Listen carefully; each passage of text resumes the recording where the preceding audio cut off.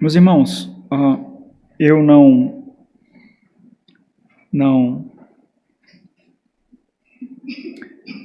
quis passar por essa temática em que nós nos encontramos agora, nessa parte das Sagradas Escrituras, com muita rapidez. Já faz algum tempo, foi meados de dezembro, em que nós tivemos a nossa última exposição dessa série sobre os filhos do reino, a fome e a sede dos filhos do reino. Então, de lá para cá, os irmãos já tiveram muitas outras exposições, além dos ruídos que os irmãos se deparam no dia a dia aí, nos seus trabalhos, nos seus lares, nos seus afazeres. Então, hoje nós vamos fazer uma revisão do que nós vimos até aqui, mas uma revisão bem diferente. Nós vamos fazer uma revisão mostrando como os filhos do reino foram dotados com fome e sede específica para as coisas do reino por vir. A ansiedade, portanto, é tentar saciar essa fome e sede com outros alimentos, com outros nutrientes e não com aqueles que são encontrados apenas no reino de Cristo. Isso, em algum aspecto, em algumas medidas, corrobora com o nosso tema da mensagem. Então, eu troquei essa pregação hoje à tarde, para nós nos debruçarmos mais, para vermos como a ansiedade é a falência da fé. Como quando o Senhor Jesus Cristo diz em Mateus 6,30, homens de pequena fé. A ansiedade é um atestado de falência da fé. É inquietude da alma que não descansa em Deus. Nós vimos isso, né? Então nós precisamos nos debruçar um pouquinho mais e ver como aqueles que se dedicam exclusivamente a Deus, que foram chamados para isso, automaticamente matam a ansiedade em suas vidas. Então, será dessa forma que nós faremos esse resumo aqui do que nós vemos.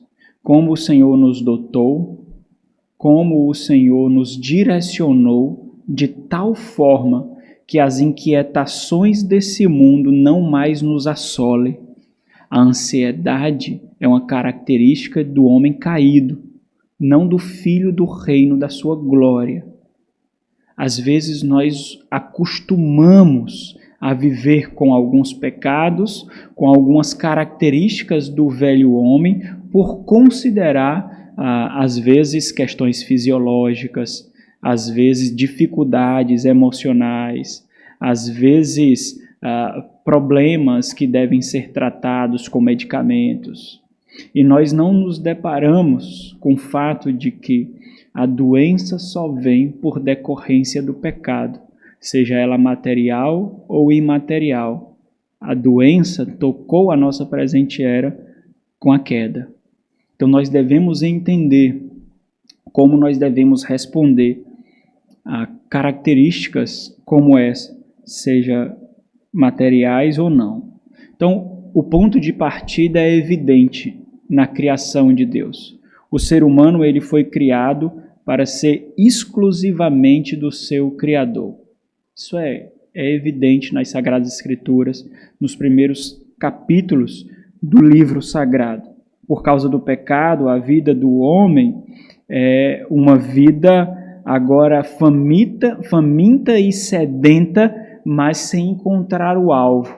Agora, quando Satanás iludiu o primeiro casal de que se eles comessem do fruto, portanto, se eles desobedecessem a Deus, eles seriam iguais a Deus. Deus é o legislador de tudo. Deus é quem determina o que é certo ou errado. O que eles não sabiam é que eles estavam buscando a autonomia de morte. Ser igual a Deus ali, naquele contexto, significa eles mesmos serem legisladores da sua vida. Eles mesmos iriam determinar o que é certo ou errado. E fazendo isso, eles não conquistaram para si a liberdade.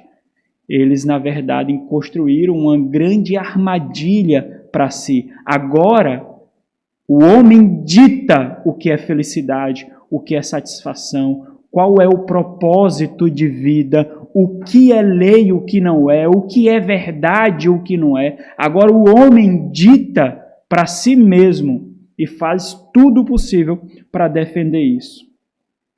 E essa fome e sede jamais é saciada a não ser em Deus. Jamais.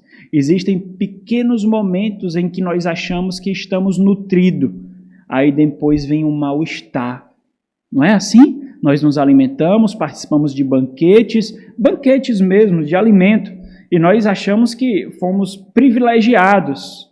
Mas nós não deveríamos comer, nos alimentar daquele banquete, porque nós temos algumas deficiências na nossa constituição e nós sentimos mal-estar depois. Segundo a Dejane, nós ficamos com refluxo, nós ficamos com problemas intestinais, não é? Então, vem depois. Só que quando aquilo passa, o que é que nós fazemos? Nós, mais uma vez, nos alimentamos daquele mesmo alimento que nos fez mal. O homem caído é assim. O homem caído é obstinado, é cego. O homem caído é surdo. O homem caído não discerne.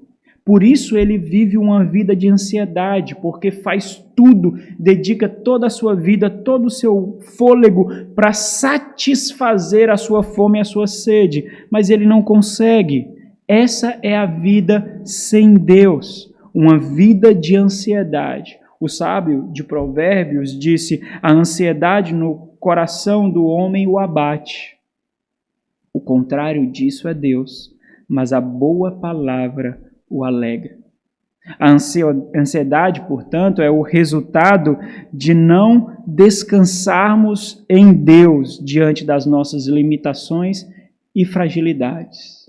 Nós temos que encarar quem nós somos.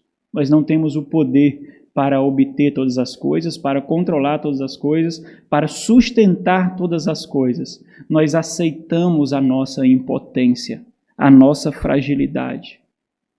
O salmista, no Salmo 94, versículo 19, diz: nos muitos cuidados que dentro de mim se multiplicam, as tuas consolações me alegram a alma.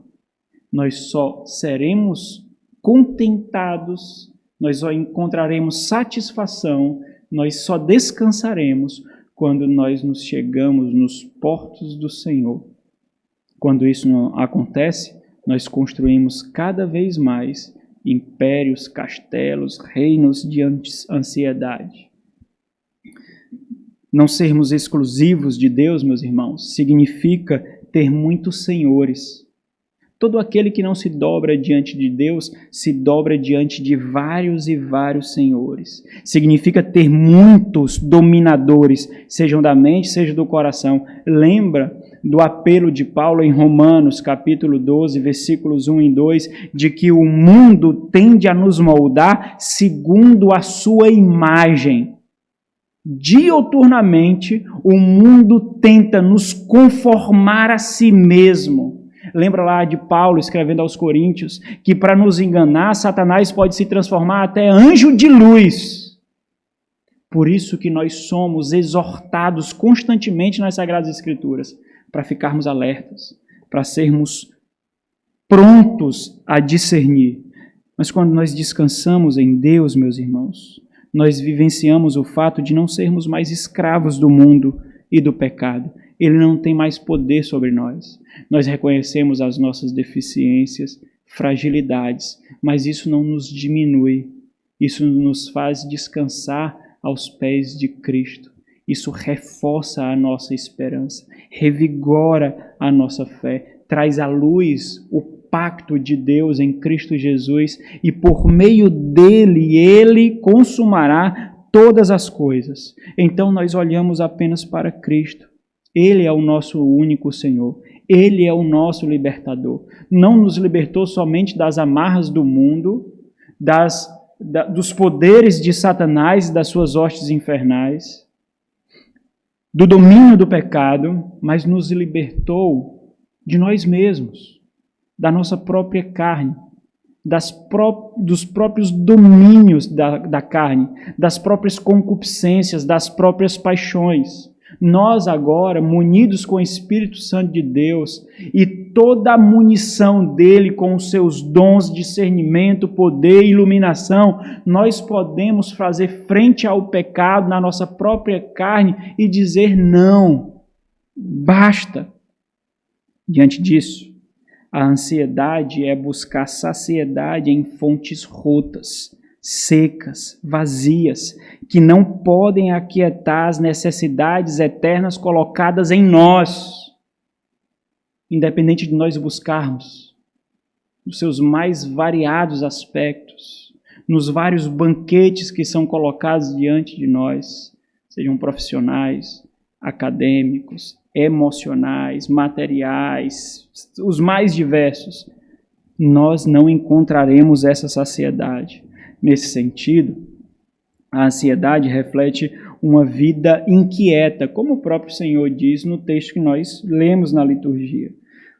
Uma vida inquieta, meus irmãos, é uma vida sem contentamento, porque é uma vida sem descanso, e só descansa aquele que tem contentamento, aquele que tem satisfação em algo, compreendendo a sua carência e de onde vem o suprimento dessa carência.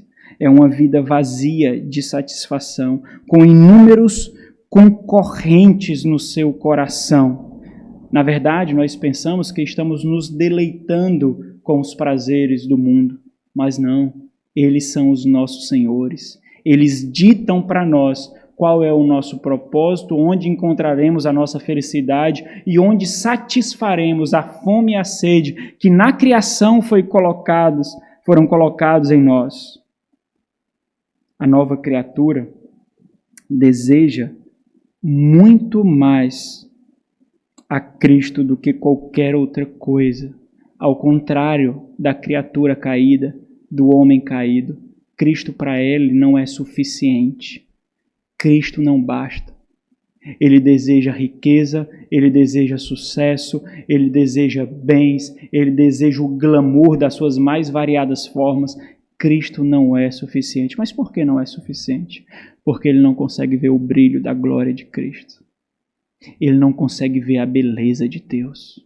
Ele não consegue contemplar Deus nas pequenas coisas simples da vida. Ele não consegue. A sua mente está turva. A sua mente está corrompida. Se não for algo grandioso, de magnífica ostentação, para ele não é riqueza, não é tesouro. Um livro que vocês conhecem, da Nancy Wilson, Contentamento. Ela diz o seguinte: o contentamento vê a providência de Deus em todas as circunstâncias, dos detalhes nos pormenores, as catástrofes nas calamidades mais calamitosas. Tudo em nossa vida está debaixo do seu plano e cuidado.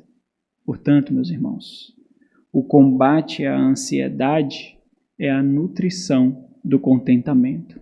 À medida que nós nutrimos a satisfação em Cristo somente e o contentamento apenas em Deus, nós combatemos a ansiedade. Nós somos preciosos aos olhos do Senhor. A mão providencial de Deus está nos sustentando nas maiores catástrofes, nas calamidades mais absurdas, nas guerras quase invencíveis e silenciosas dos nossos corações, dos nossos lares, do nosso casamento, no cuidado com os filhos. Às vezes, quando nós nos deparamos com situações na vida comum do lar, na dinâmica comum da fé, em que nós nos achamos completamente fracos, tolos, sem discernir o dia mau, a mão providencial do Senhor está cuidando de nós. Nós somos preciosos. Dentre toda a criação, nós somos mais preciosos dos seres aos olhos do Senhor. As nossas necessidades nunca deixarão de ser assistidas pelo nosso Pai. Ele cuida de nós. Ele nos guarda. O Senhor Jesus, por exemplo, ele exorta os seus discípulos a descansarem somente nele. Abre aí em João, no Evangelho segundo João, capítulo 14, mostrando que só uma coisa basta, somente a fé nele, descansar nele é suficiente. João 14, a partir do versículo 1, ele diz: não se turbe o vosso coração, outros termos para mostrar uma alma inquieta, não se turbe o vosso coração. O que é necessário então? Credes em Deus, crede também em mim. Na casa do meu Pai há muitas moradas. Se assim não fora, eu vou-lo teria dito, pois vou preparar-vos lugar. Lembra lá de Mateus capítulo 5, que nós veremos que o Senhor diz que os mansos herdarão o quê? A terra. Calma, o lugar de vocês está guardado, como eu estou, no Pai. Não se inquietem, o mundo é de vocês. Tudo pertence a vocês. E quando eu for e vos preparar lugar, voltarei e vos receberei para mim mesmo, para que onde eu estou estejais vós também. O que nós temos aprendido na exposição do Sermão do Monte é que as nossas ansiedades encontram nele a sua fonte de saciedade. Nele nós matamos a nossa fome, nele nós matamos a nossa sede, nós olhamos para o Senhor Jesus Cristo, o Rei do Reino, e nós ficamos superabundados de nutrientes, de satisfação, de alegria, de contentamento. Em Cristo, meus irmãos, tudo é discernido. Nós só precisamos olhar para Ele quando nós não entendemos. Quando nós achamos que o nosso dia está mais escuro, quando nós achamos que a noite está mais densa, quando nós achamos que a vida está completamente aterrada, nós só precisamos fazer de uma coisa. Nós só precisamos olhar para Cristo. E tudo se discerne nele. Nós não precisamos fazer estudos profundos, nós não precisamos ouvir centenas de pregações, nós não precisamos ler milhares de livros, nós só precisamos descansar nele, como um filho recostando a cabeça nos colos do pai. É só isso que nós precisamos fazer. Fazer com que a nossa alma, inquietada pelo mundo, descanse em Deus. Por que você acha que o mundo tende a levar você tanto para o ativismo? Por que você acha que o mundo dita para você que o seu filho tem que fazer inúmeros esportes, ter aula de inúmeros idiomas, fazer inúmeros reforços e passar o dia na escola? Por que você acha isso? Ativismo. Porque ele quer dizer que você só vai ganhá-lo, você só vai ganhar esse mundo se você viver segundo as suas leis, segundo os seus ditames. Quando a sua alma, a sua vida estiver inquieta, ele lhe presenteará com algo que nunca lhe satisfará e que irá lhe levar cada vez mais para distante do Senhor, para os portais do inferno, da perdição eterna. Mas por que nós não discernimos isso? Porque nós não olhamos para Cristo. Nós achamos que precisamos ter uma gama surpreendente de conhecimento para fazer discernimentos tão simples como esse. Tão simples como esse, irmãos. Às vezes, isso é consequência de não respondermos ao Senhor. Nós não estamos prontos a discernir. Nós não estamos atentos a discernir. Nós dormimos quando nós deveríamos ficar vigilantes e acordados. Nós simplesmente dormimos. Olhemos para Ele, meus irmãos. Basta isso. Basta olhar para Cristo. Agora, como filhos do reino, nós vivemos não para nós mesmos. É isso que o Senhor vem mostrar. Vocês foram chamados. Vocês foram chamados da vida que vocês tinham. Vocês foram chamados do reino do qual vocês faziam parte. Vocês viviam para vocês buscavam suas próprias satisfações, usavam a palavra de Deus como subterfúgio para realizarem os seus sonhos, as suas ansiedades e necessidades, mas agora não. Não sois mais de vós mesmos. Paulo diz, 1 Coríntios capítulo 6, porque fostes comprado por preço. Qual? Incalculável. Não sois mais de vós mesmos. Nós olhamos para outras leis, nós olhamos para outras regras, nós somos regidos por outra constituição. A constituição que está na nossa mente e coração, nascida no homem caído, não serve mais para nos conduzir. Nós matamos, nós rasgamos, nós destruímos, nós temos outra constituição que nos rege. Nós não somos mais de nós mesmos, nós fomos chamados para sermos completamente dele. A ansiedade, portanto, é gerada quando nós não respondemos a contento com o chamamento. Quando nós não vivemos de forma digna do chamamento, nós buscamos viver uma vida de ansiedade e de inquietude. Foi-nos dado fome e sede específica. Nós tínhamos essa fome e sede na criação. Não foi nos dado fome e sede completamente diferente do ideal de Deus na criação do primeiro casal. Não. Mas agora nos foi apontado o alvo. Agora nós vemos o alvo. Agora nós conseguimos discernir o que significa aquela fome e o que significa aquela sede. Agora nós podemos. As vendas dos nossos olhos foram rasgadas. A dureza do nosso coração foi vencida. Foi dado sensibilidade a um coração morto. Agora nós sentimos. Agora nós percebemos. Agora o tato do nosso coração pode discernir a mente de Deus nas Sagradas Escrituras. Por isso, aquilo que é requerido de nós é bem mais elevado. Bem mais elevado do que os padrões que nós vivíamos e os religiosos desse mundo vivem. Bem mais elevado. Mas isso nos faz o quê? Nos prostrar aos pés do nosso Senhor. Nos humilhar. Isso nos faz nos diminuir para que Ele possa ser exaltado. Dois não podem ser exaltados, meus irmãos. Quando nós nos exaltamos, Ele é diminuído. Quando nós nos humilhamos, Ele é exaltado.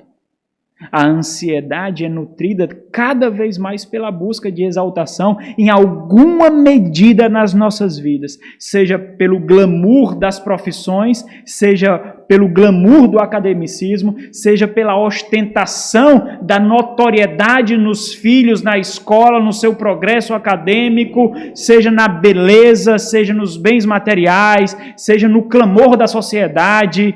De alguma forma, cada uma dessas exaltações, notoriedade, diminui a Cristo. Esse mundo aplaude. Esse mundo eleva os nossos nomes. Mas lembra com que foi que o Senhor fez com Babel, com aquela torre, e da punição que veio em consequência, quando o homem quis se elevar a Deus. Nós simplesmente nos aquietamos no nosso Senhor. Nós fomos removidos do reino que não havia luz, o reino de trevas. Nas trevas, nós só enxergamos a plena e densa escuridão. Não há luz nesse mundo que possa alumiar o mundo de trevas, a não ser nós mesmos e os filhos do reino de Cristo. Esses foram feitos à luz do mundo. Nós fomos colocados nesse reino de luz. E então nós somos ensinados quem nós somos e como nós devemos viver. É isso que o Senhor faz. O Senhor não nos deixa às cegas. Assim como acontece conosco, todas as vezes que nós nos reunimos aqui, quando os irmãos recebem instrução, assim o Senhor fez com os filhos do reino. Quando o Senhor então mostra o que Ele veio fazer e aqueles que Ele chamou com vocação específica para fazer também, na parábola do semeador, na parábola dos solos, o Senhor interpretando essa palavra no capítulo 13, Ele diz: o que semeia a boa semente é o Filho do Homem. O campo é o mundo. A boa semente são os filhos do reino, vocês. O joio são os filhos do maligno. Nós não somos mais filhos do maligno, irmãos. Nós somos filhos do reino. Nós fomos constituídos povo de Deus, propriedade exclusiva dele, santa, eleita, imaculada, sem ruga, sem defeito. Dele nós somos. Por quê? Porque um animal defeituoso não pode ser usado para o culto ao Senhor. Nós somos apresentados como sacrifícios vivos, não por causa de nós. Nós somos revestidos por Cristo Jesus, com a sua perfeição, com a sua glória, com a sua dignidade, com a sua integridade. E quando nós chegamos, como nós estamos chegando agora, nesse instante, diante do trono de glória de Deus, é Cristo que é visto em nós. Quando nós queremos nos deleitar com os prazeres desse mundo, escolhendo uma vida de ansiedade e inquietação, nós minamos a nossa presença diante de Deus. É isso que nós fazemos. Nós cuspimos no nosso representante, no nosso intercessor. Nós bradamos contra ele e a favor do mundo. Adúlteros, Tiago diz, adúlteros, inimigos de Deus, sois vós? Não! Vocês foram feitos amigos de Deus. Vivam, então, de acordo com isso, amigos de Deus. Nós precisamos ser lembrados disso constantemente. A maravilhosa graça do Senhor é que nós não somos deixados às cegas. Assim como a sua carne ainda é inquieta, como intenta contra Deus, dioturnamente, até em sonhos pecamos. Da mesma forma nós temos as instruções do Senhor, constantemente, pelo substituto de Cristo, encarnado nas Escrituras, que é o Espírito Santo de Deus. O Senhor, então, Mateus capítulo 5, pode abrir. Se aproximando dos seus discípulos, como se assentasse, passa a ensiná-los, versículo 1 e versículo 2. O Senhor os instrui o que é requerido de vocês, assim como é requerido de vocês também, irmãos, por serem filhos do reino. Então, o rei do reino, que apenas eles conseguem ver, passa a instruir como viver como cidadãos do reino por vir, embora ainda eles habitem no reino caído. A multidão não conseguia discernir, a multidão não conseguia perceber, a multidão ficou impactada, como diz o próprio capítulo 7, mas aquele povo, aqueles discípulos, aquele pequeno grupo, ficou intrigado, assustado e com temor, vendo, discernindo, percebendo o que era requerido dele. Assim como o Senhor Jesus, naquela festa de casamento, quando realizou o seu primeiro milagre, quando deu início ao seu ministério miraculoso, depois do nascimento virginal, evidentemente, contemplou o seu trajeto e o final da sua obra entre prantos, sofrimento e sangue. Assim, da mesma forma, os discípulos devem enxergar, com temor, com tremor, porque muito será exigido de nós, muito será exigido. Não busquemos outros tipos de embaraçamentos, nós já temos muitos. Não busquemos outros tipos de necessidade, nós já temos as eternas, as celestiais dentro de nós. E então, do versículo 3 ao versículo 12, conhecido como as bem-aventuranças, o Senhor começa descrevendo o que constitui a nova criatura. Eu agora direi para vocês o que vocês são. E é assim que deve começar todo tipo de aconselhamento. o que vocês são. Ok, vocês são filhos do reino, vocês são cristãos, ainda dividindo essa presente era com o velho homem. Nós pecamos, é verdade.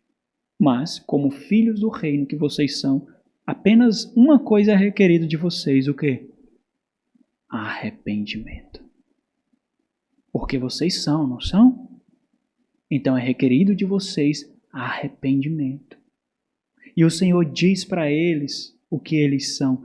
Na descrição das bem-aventuranças, das partes constituintes do novo ser, o Senhor mostra vários aspectos do que eles são. E eu separo algo aqui que é condizente com o fato de lutarmos contra esse pecado que tem assolado o mundo, que é a ansiedade. Versículo 5, o Senhor diz: bem-aventurados. Esses termos usados, né, felizes, afortunados, bem-aventurados, é uma constatação. É uma constatação não feita por nós, mas feita pelo Rei. Vocês são afortunados. Vocês são bem-aventurados. Por quê? Porque os mansos herdarão a terra. Mansidão aqui eu mencionei ontem. É aquele que simplesmente descansa na providência de Deus. Ele não precisa levantar as suas armas. Essa terra não é dele porque essa terra não tem o valor que ele tem. A terra que ele herdará é a terra glorificada, onde não precisará de sol, o brilho da glória de Deus iluminará tudo. Eles herdarão. Por que então inquietar os seus corações, se um abundante tesouro nos aguarda?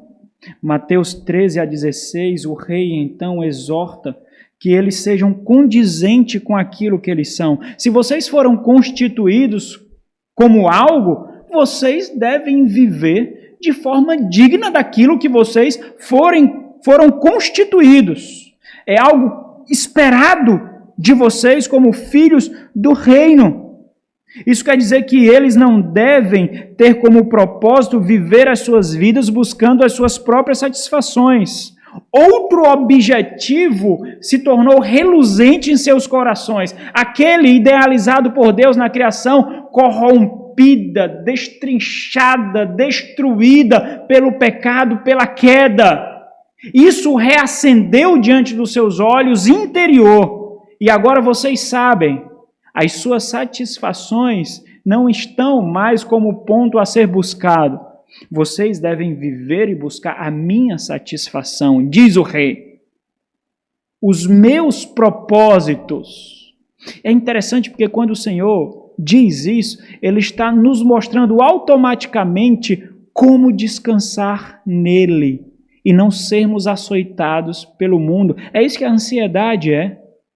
A ansiedade é açoite de um mundo que não consegue satisfazer. É isso que a ansiedade é. Então vocês devem ser o sal da terra que apodrece e a luz do mundo que jaz em trevas, de forma que os filhos do maligno só verão a Cristo através de vós. Só saberão o padrão de um casamento idealizado por Deus através de vocês.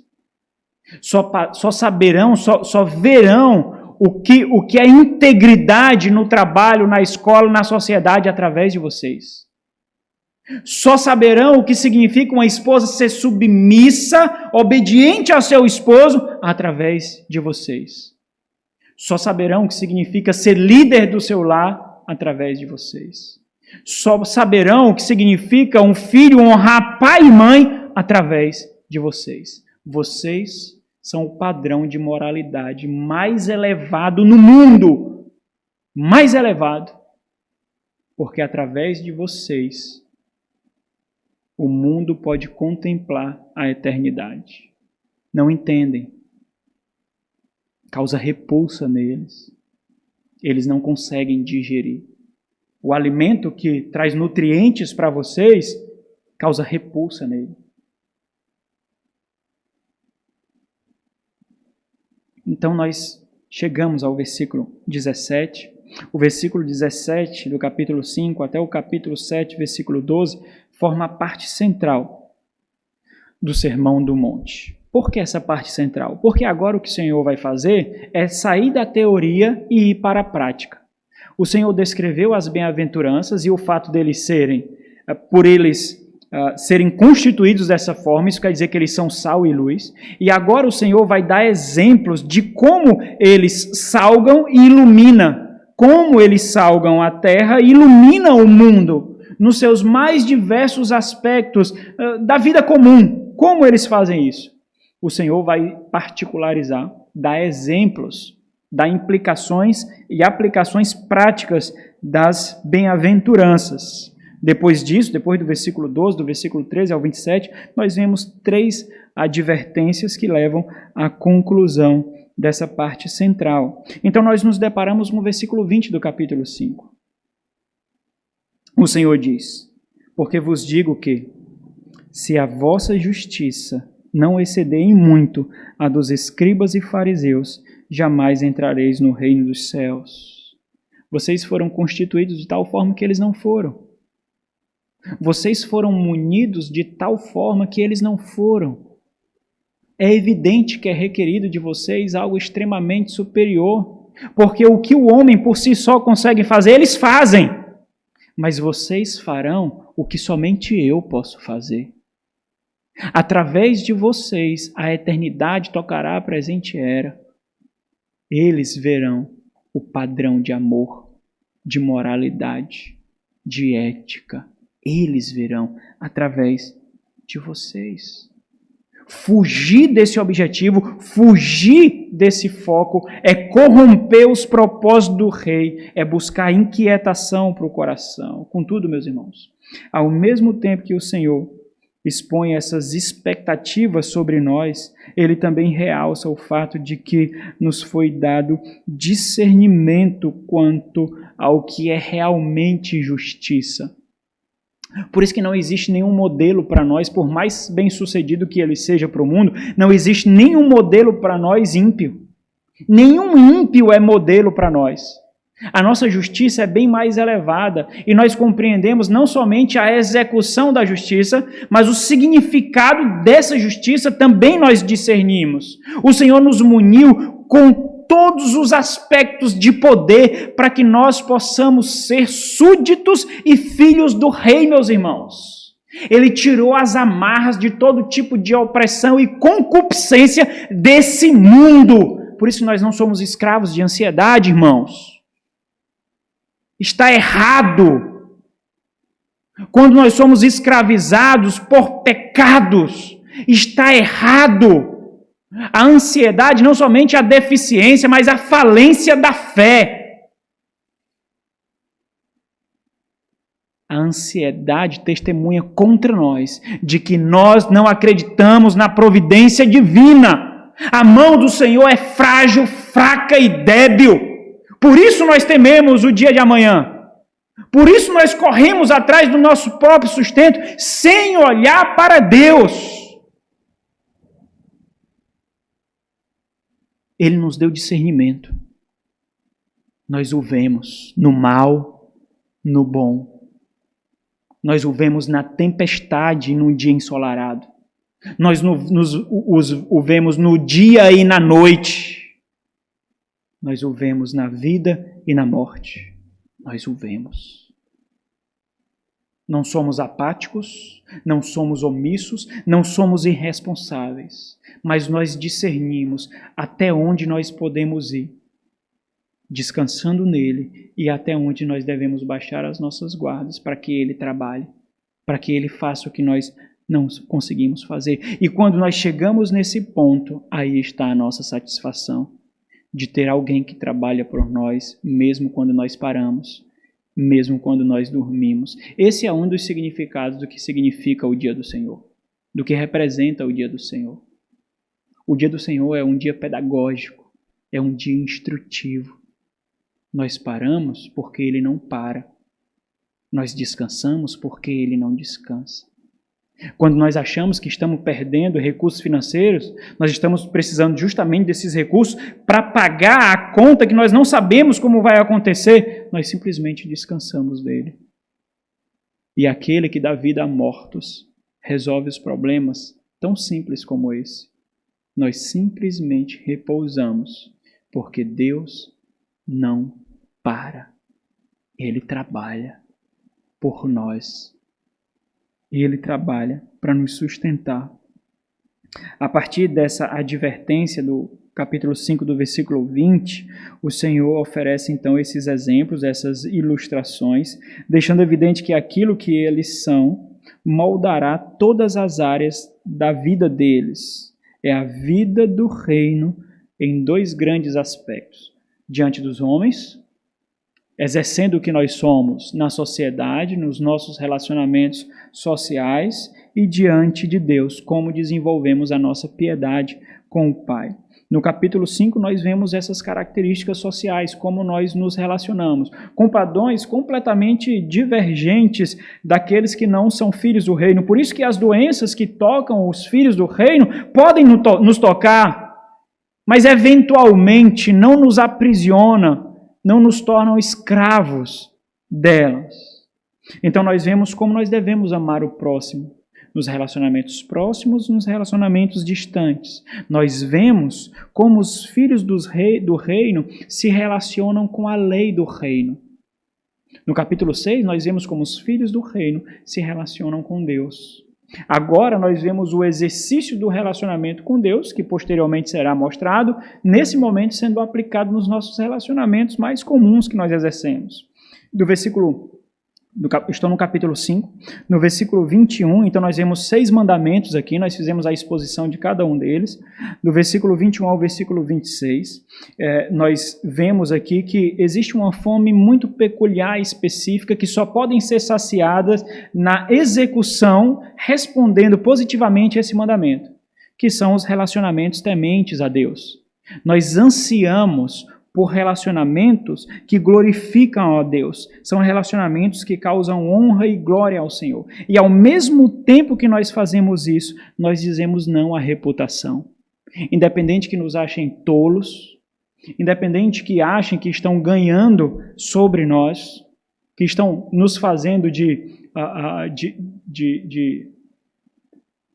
eu não estava querendo usar aquela palavra popular não, besta. Nós sabemos que não. Nós sabemos que quando nós perdemos, o Senhor ganha glória.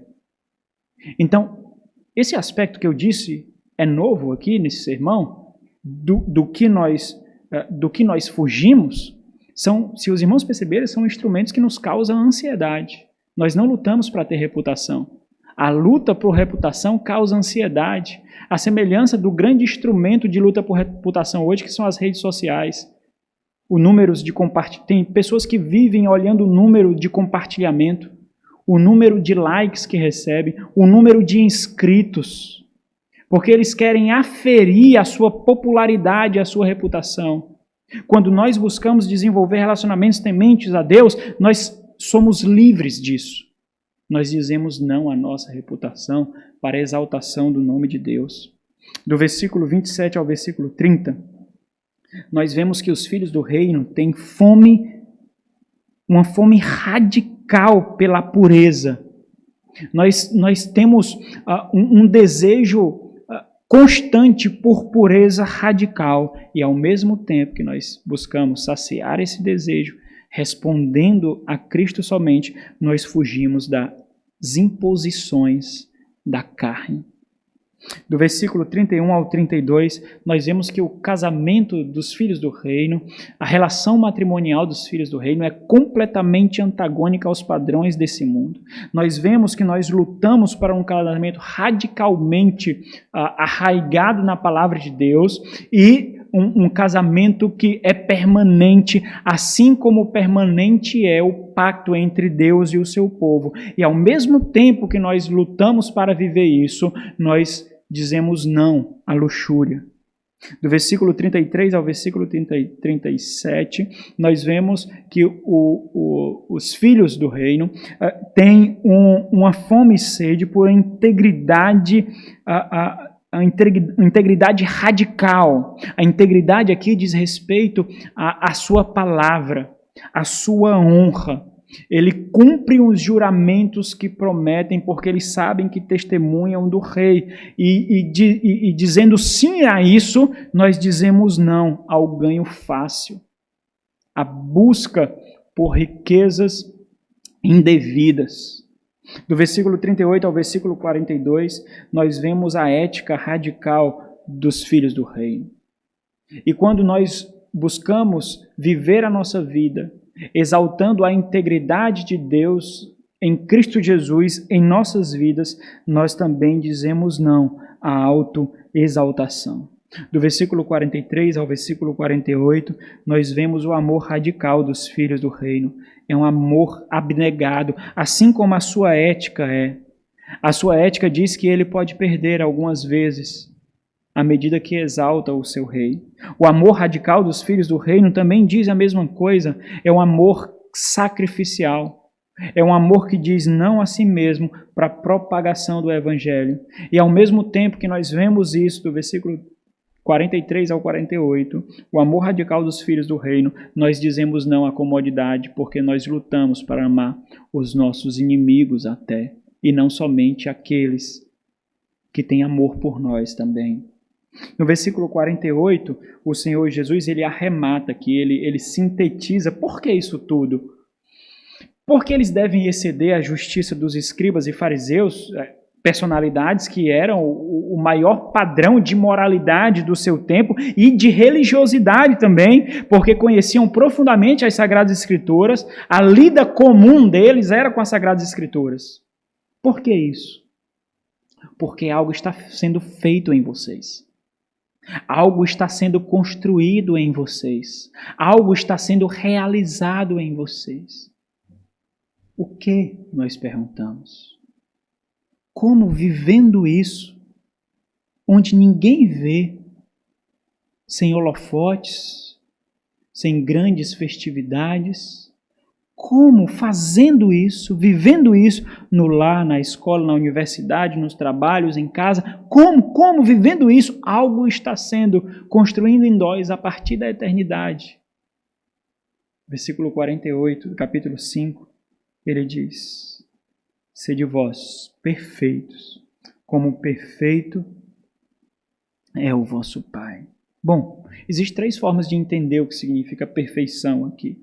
Perfeição pode significar uma pureza total, uma santidade plena, sem nenhum aspecto de pecado, seria a ideia do perfeccionismo. À medida que nós vivemos dessa forma, esse tipo de moralidade redentiva irá nos tomar de tal modo que nós não mais pecaremos.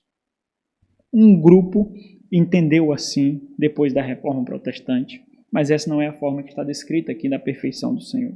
Nem pode ser maturidade, né? Pessoa madura, porque não parece se encaixar ali do Sermão do Monte.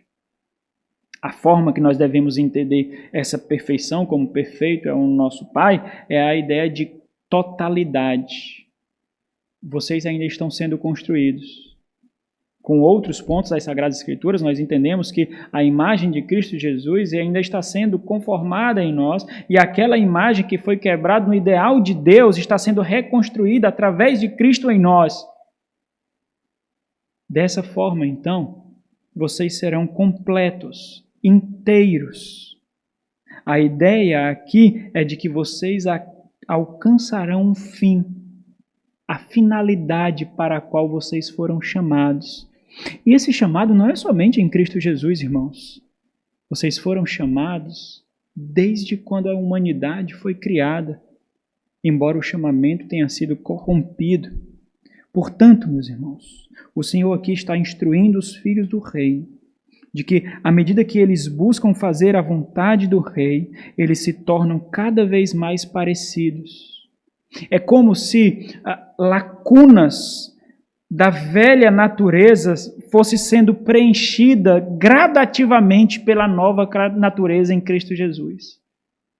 nós nos tornamos maduros e pecados não são mais cometidos. Nós enfrentamos outras batalhas. Nós estamos sendo preenchidos à medida que nós exercemos aquilo que nós somos. Nós fomos chamados para ser e nós seremos vivenciando isso.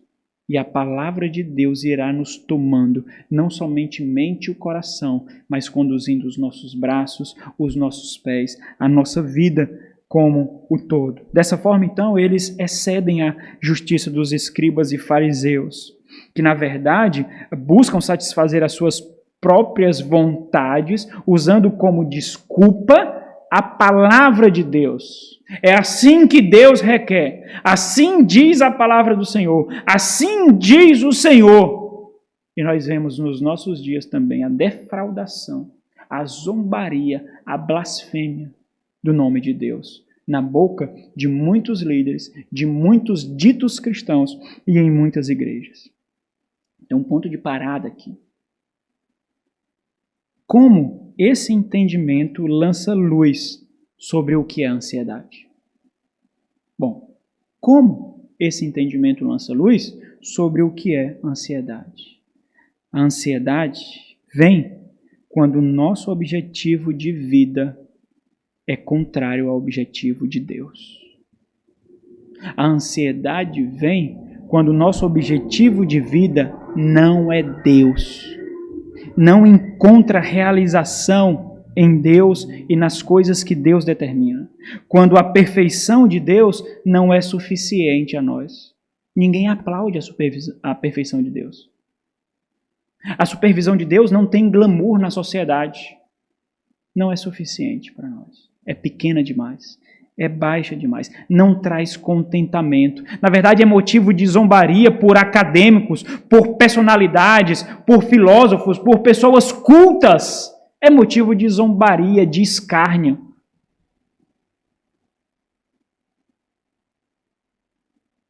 Quando a perfeição do mundo parece mais atraente para nós, nós o buscamos. E nós passamos a viver uma vida inquieta. A solução está em quê? Em compreender que em Deus, somente por meio de Cristo, nós encontramos a completude na qual não há lugar para inquietação e ansiedade. Nós não queremos mais nada. Nós simplesmente repousamos nele. Quando os gracejos, as paqueras, as ilusões, que tudo isso são vozes de Satanás, da serpente.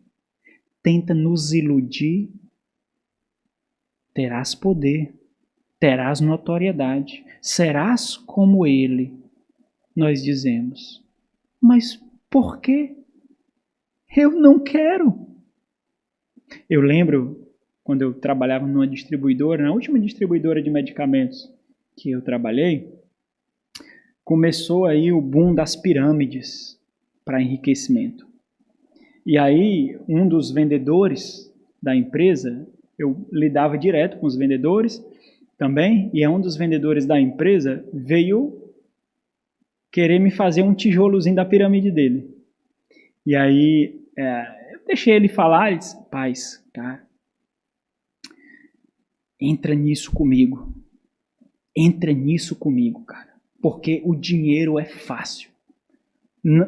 Poucos conhecem, e por isso tu pode entrar já no nível alto. Claro que ele não usa o termo pirâmide, a gente sabe, né? Porque não é tolo. E tu pode entrar no nível alto. Em 3 meses, eu comprei um Corolla e um apartamento. Aí eu respondi para ele, mas por quê, cara? Eu não quero Corolla porque eu já tenho um carro e eu já tenho um apartamento. Eu não quero. Não preciso disso. O meu carro me traz até aqui. E aí o meu apartamento traz conforto para mim. Tá bom. Pronto.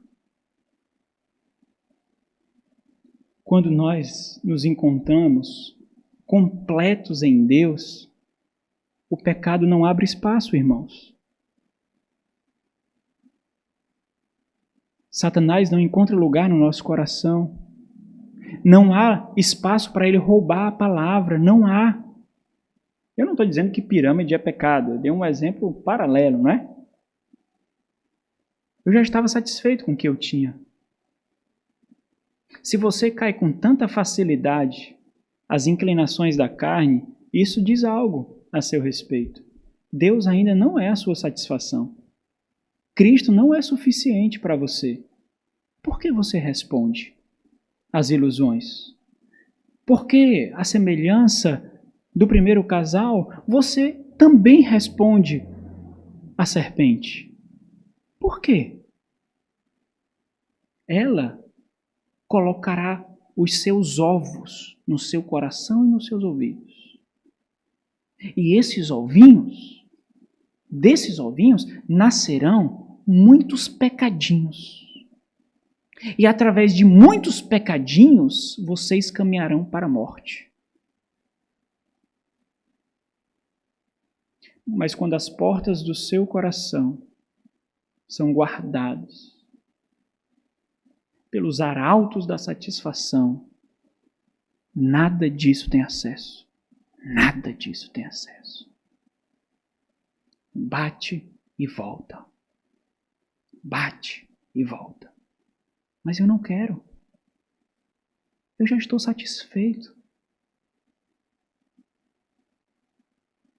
O Senhor, então, ensina como exercer essa justiça diante dos religiosos. Os religiosos são aqueles que camuflam a verdadeira religião. Os religiosos são aqueles que criam um ilusório acesso a Deus, um ilusório relacionamento com Deus. É mentira, é falsidade, mas eles criam. E nesse mundo deles, eles são felizes. Mas nós não somos. Nós não nos satisfazemos nisso. Nós não somos. O Senhor então mostra aquele padrão de religião e diz como eles devem viver, a partir do capítulo 6, como então eles devem viver a verdadeira devoção a Deus, que é agora o seu objetivo de vida. O seu propósito supremo e único é satisfazer a Deus sobre todas as coisas, e se Deus quiser acrescentar, que Ele acrescente. Se não acrescentar, basta que Ele me dê mais de Cristo. Isso é suficiente. Somente isso vale. É isso que eu anseio. Se eu passar fome, glorificar ao Senhor por causa dos meus gemidos de lamento e palavras de gratidão, amém. Amém. Se eu tiver uma blusa, uma calça, um sapato apenas, amém. Senhor, não contrará murmuração nos meus lábios.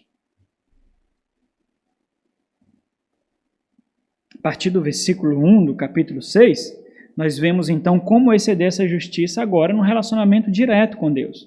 Não mais amando, exemplos de amar o próximo, mas exemplos de amar a Deus. Agora são os filhos do reino com o Deus do reino.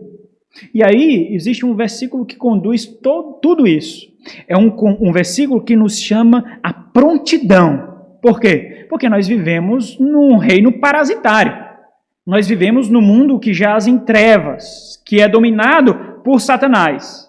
Então não será tão simples assim. Você encontrará dificuldades, obstáculos, perigos dentro do seu lar, nos relacionamentos mais próximos de você, às vezes até dentro da própria igreja.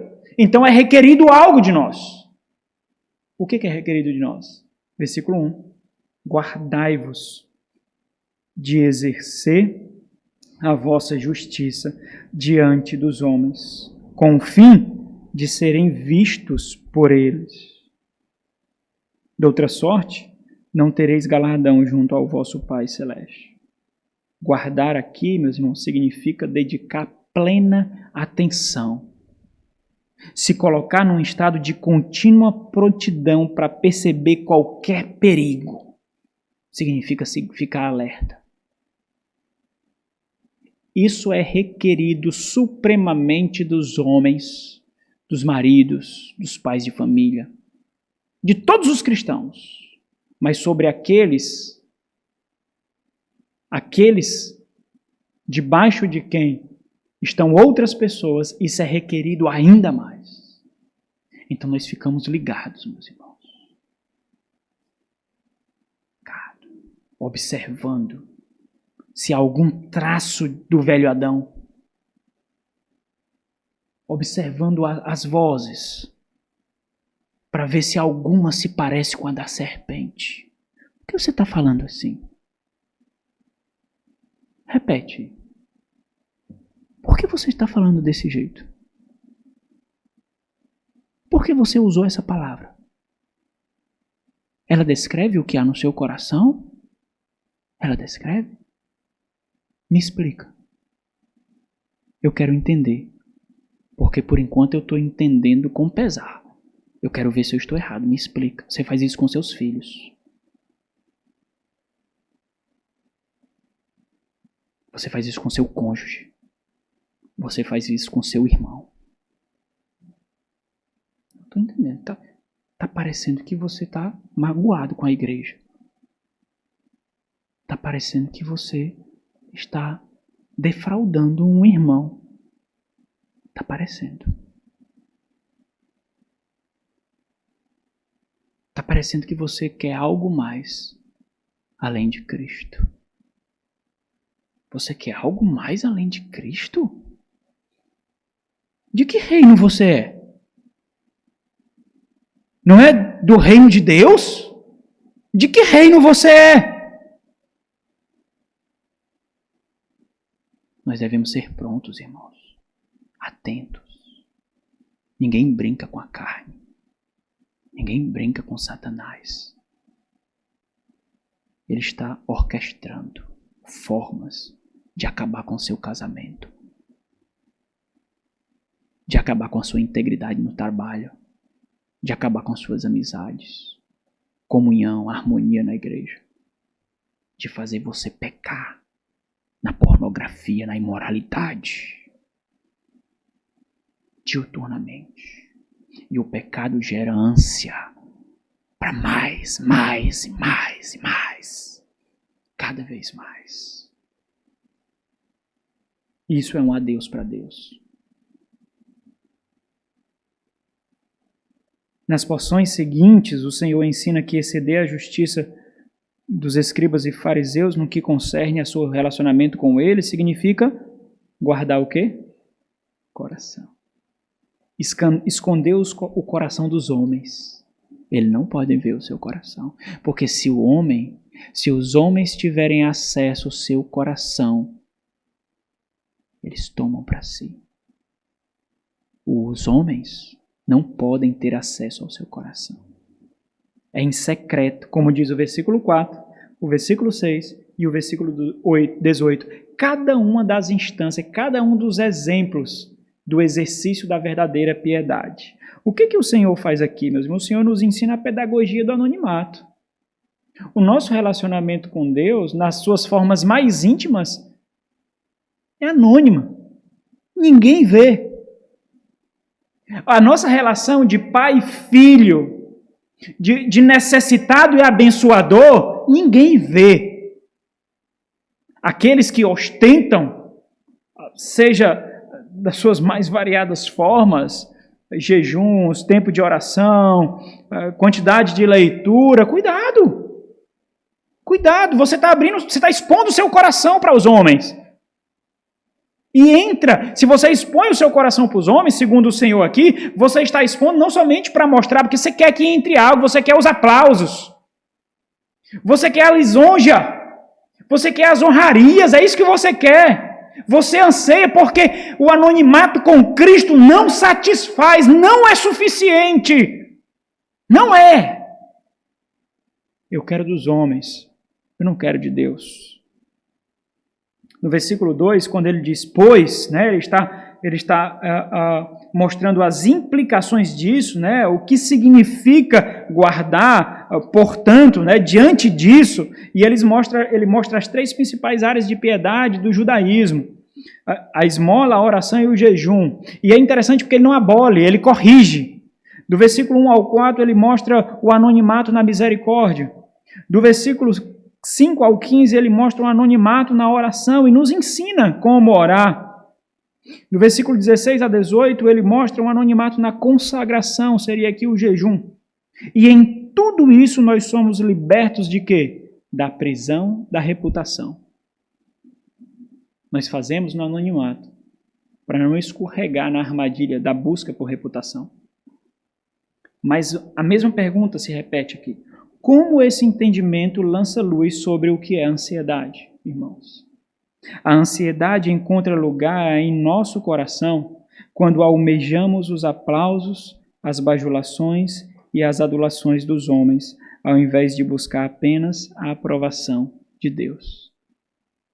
A ansiedade ensina que não há problemas em viver de aparências. A reputação, a aparência, é suficiente. Hoje nós fazemos um concubinato de busca por reputação e vida piedosa. Não dá, irmãos. Eu sei que, dependendo da sua eloquência e erudição, você pode levar muitos na sua lábia, mas não dá. Ou nós escolhemos a nossa exaltação, ou nós escolhemos exaltar o nosso Senhor. Não existe outra opção. Você precisa ensinar isso aos seus filhos.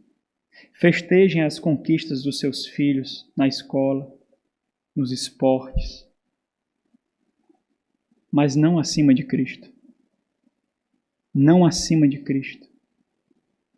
Apontem os seus filhos para a ascensão profissional e acadêmica, mas nunca acima de Cristo. Nunca sem perder o foco. Nunca suplantando, colocando no lugar outro propósito. Eles se perderão. As estradas que você constrói com todo o glamour desse mundo, as levarão para a perdição eterna. Às vezes nós minamos o nosso próprio lar. Muitas vezes, meus irmãos. Nós construímos uma vida em que reina a opressão, o pecado e a ansiedade.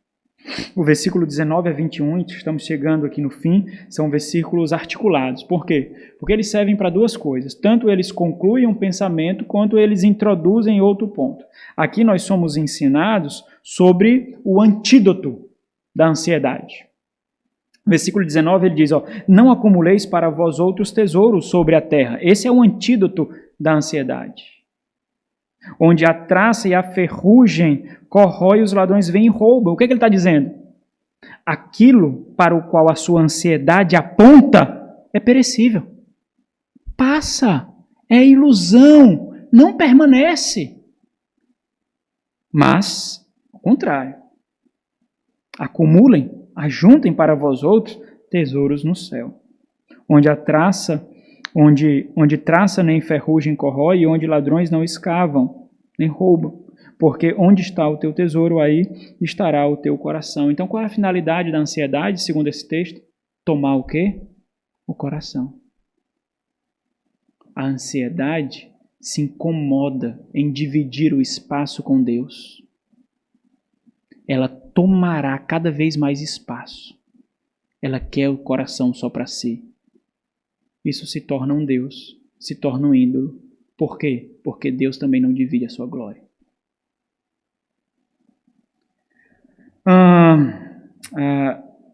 Como que eles trabalham concluindo o pensamento e introduzindo o outro, né?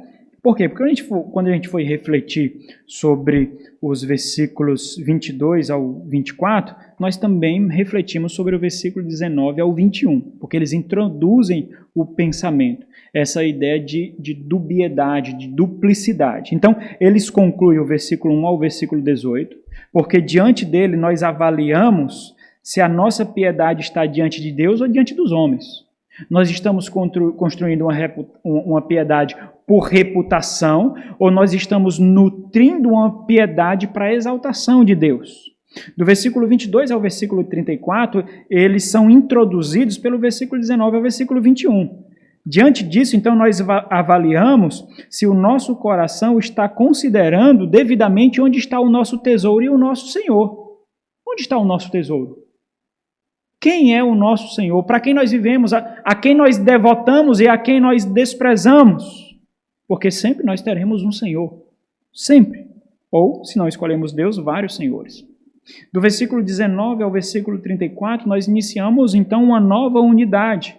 Nós deveríamos dividir em duas partes, essa deveria ser a segunda mensagem dessa parte, onde nós pontuamos a exclusividade radical dos filhos do reino. Então, colocando em contexto, seria o quê? A fome e a sede dos filhos do reino, segundo esse bloco, é exclusividade radical ao rei do reino.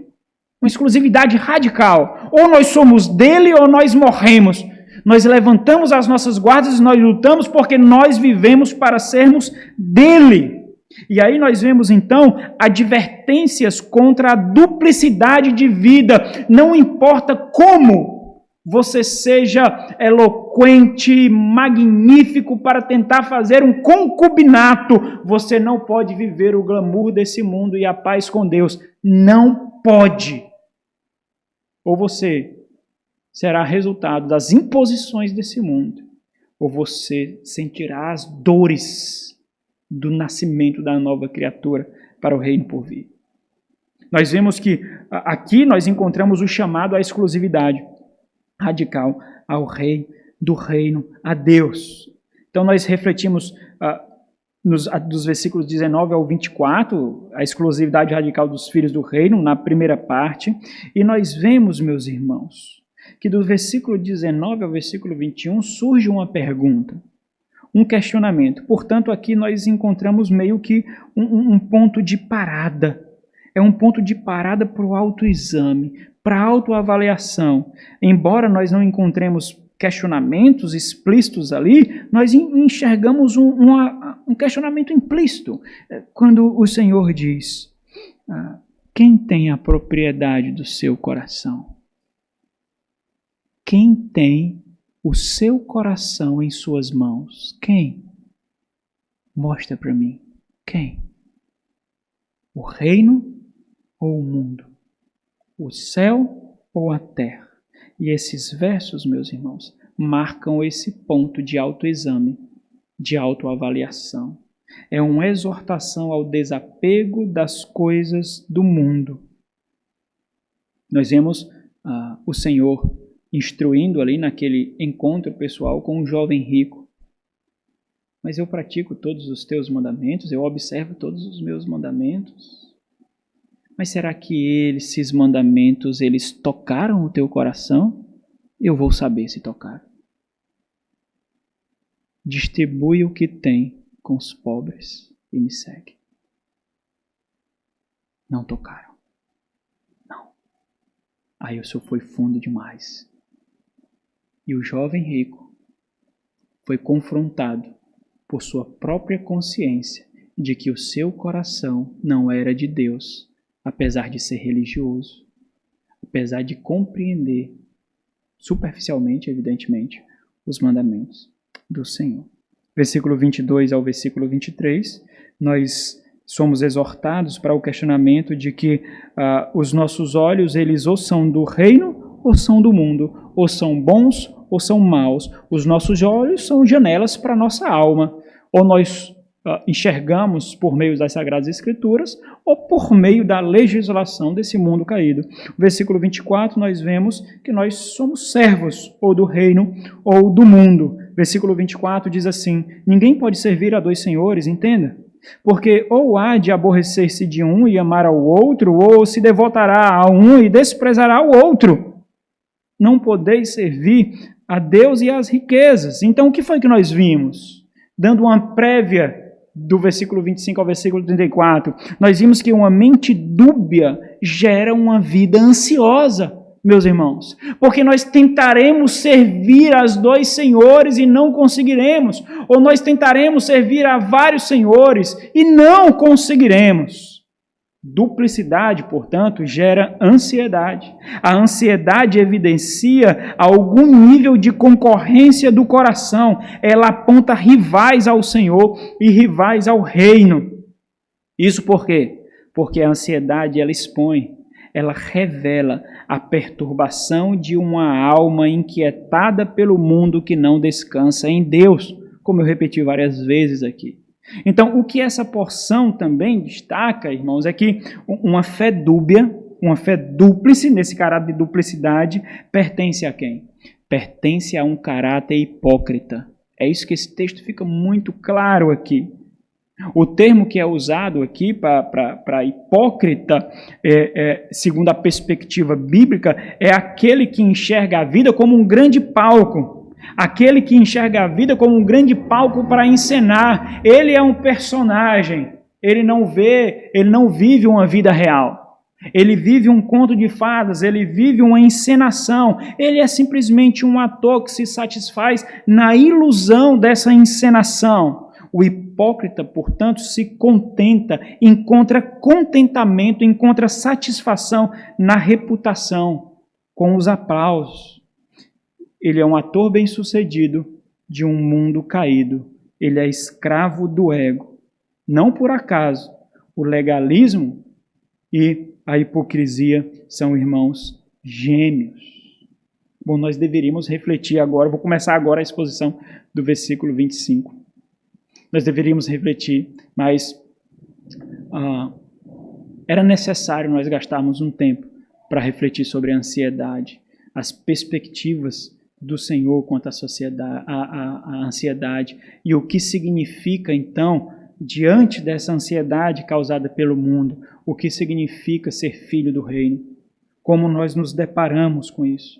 Nós veremos no versículo 25 ao versículo 34 que existem duas realidades que são colocadas diante de nós: a paz do reino e a ansiedade do mundo. E se os irmãos observarem, ele não fala tanto da paz do reino quanto fala de como nós devemos repudiar a ansiedade do mundo, como nós devemos lutar contra a ansiedade do mundo. Conforme o apóstolo Paulo, meus irmãos, a busca pelo contentamento, que é o antídoto para a ansiedade, a busca por contentamento no combate à ansiedade passa pelo caminho da oração. É lá que nós guerreamos. É lá que nós lutamos. Quando ele diz: não andeis ansiosos de coisa alguma, evidentemente aplicando as instruções do Senhor. Não andeis ansiosos de coisa alguma, Filipenses 4:6. Em tudo, porém, sejam conhecidas diante de Deus as vossas petições, pela oração e pela súplica com ações de graças. E eu serei extremamente ousado em dizer que até mesmo aquelas súplicas, até mesmo as suas petições, que buscam satisfazer necessidades que você criou, coloca diante do Senhor. Leva aos pés da cruz, para que pelo menos Ele lhe dê discernimento de que isso não é bom para você, de que isso não trará nenhum benefício para você. Você pode achar que essa petição é uma das mais fúteis, que esse anseio seu é um dos mais fúteis, mas não tem problema, leva a Deus. Dobra os joelhos, coloca diante do Senhor, que Cristo que está à direita de Deus intercederá por você, derramará sobre você discernimento, maturidade, sabedoria, para que você mesmo discirna que não é bom para você. Porque talvez você já escutou várias vezes, e não importa quantas vezes você escuta, você não compreendeu. Então coloca diante de Deus, lança sobre Ele todas as suas ansiedades. Começa como humilde pedinte, começa como um menino que não sabe como falar aquela palavra, não sabe descrever aquela situação e clama ao Pai. Embora eu já fui informado, Deus, que isso não te agrada, meu coração ainda não se satisfez com essa informação. Eu continuo querendo. Eu continuo colocando em alguma medida a minha felicidade, o meu contentamento, a minha satisfação nisso. E eu não vejo maldade, Senhor. Mas será que isso me desviará dos teus caminhos? Será que isso será concorrente do contentamento que eu devo ter só em Ti? Às vezes pode ser um bem material, às vezes pode ser um entretenimento, às vezes pode ser, sei lá, qualquer coisa. Mas não se intimida, coloca diante dele. Deixa Ele te vencer. Clama a Ele, vence-me, ó Deus. Vence-me, ó Deus. Nem que durante muito tempo você prostrado diga somente isso. Vence-me, ó Deus, vence-me, ó Deus, vence-me, ó Deus, vence-me, Senhor. E Ele te vencerá. Ele te vencerá, irmãos. Porque é isso que Ele faz com pecadores. Ele nos vence. A nossa estutícia, a nossa ignorância, a nossa cegueira, Ele simplesmente nos vence. E essa é a maior glória que nós podemos ter, ser vencidos por Ele. Então sejamos vencidos por Ele, irmãos. Sejamos vencidos. Clamemos para sermos vencidos. Meu coração não ferve para o Senhor quando deveria. Meu coração não anseia por Cristo como deveria. Então clama a Ele para que Ele vença você. E Ele vencerá. Ele vencerá. Vamos orar. Ó Senhor, magnífico Deus, supremo benfeitor, redentor do mundo, libertador de cadeias. Agradecemos ao Senhor, Deus, pelo banquete celestial da palavra do Senhor. Agradecemos ao Senhor pela contrição dos nossos corações e pelo Teu Santo Espírito que não nos deixa nos satisfazermos em nós mesmos nem a esse mundo. Ajuda-nos, ó Deus, a lutarmos contra as amarras que ainda tendem a se colocar em nós desse mundo. Ajuda-nos, ó Deus, a nos proteger com os dardos inflamáveis do inimigo, ó Deus. A ansiedade, a falta de contentamento, a falta de satisfação do Senhor. Dá-nos vigor em fé, ó Deus. Fortalece-nos na batalha. Dobra os nossos joelhos. Faz-nos guerrear a guerra santa dos piedosos.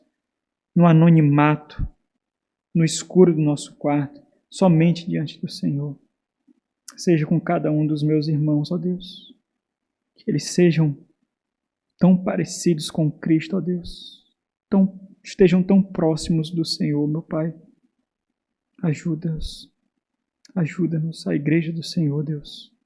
Amém.